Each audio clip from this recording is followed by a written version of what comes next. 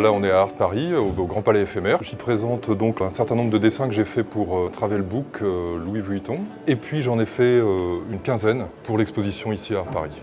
Je me suis rendu là-bas pendant une quarantaine de jours, en 2014. Donc une première partie à Mexico, je suis resté une vingtaine de jours à Mexico et là j'ai beaucoup dessiné Mexico. Et ensuite j'ai loué une voiture et je suis parti dans des lieux assez emblématiques. Au départ, je voulais faire le plus possible de dessins sur place. Mais l'idée du livre, c'était que ce soit pas trop croquis, qu'il n'y ait pas un esprit trop croquis, mais que ce soit quand même plus illustratif, plus travaillé au niveau pictural. Quelquefois, je me suis inspiré très directement de la photo. Par exemple, la cathédrale de Mexico. Là, je ne pouvais pas interpréter l'architecture ou faire quelque chose de différent. Donc je devais rester dans ce qu'est le lieu pour le montrer tel que. Après, dans les dessins qui ne sont pas dans le livre, j'ai eu plus de liberté. J'ai pu faire des sortes de mélanges graphiques, c'est-à-dire prendre une façade d'un côté, une rue de l'autre, un élément, un clocher quelque part, et mélanger tout ça dans une même image qui est un lieu qui n'existe pas mais qui est imaginaire mais qui ressemble quand même au Mexique.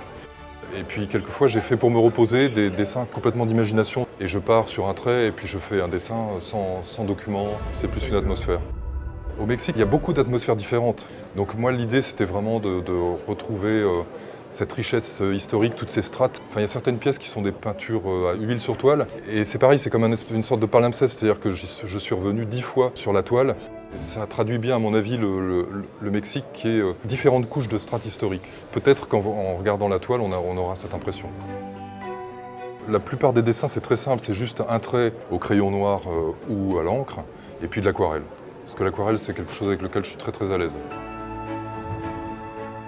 Il y a du crayon de couleur, là, ça c'est un peu inspiré de certaines techniques de David Hockney, qui fait des choses extraordinaires, juste avec différents crayons de différentes couleurs, des dessins très simples, et ça me fascinait, donc j'ai essayé un peu, je me suis un peu inspiré de cet artiste que j'admire énormément.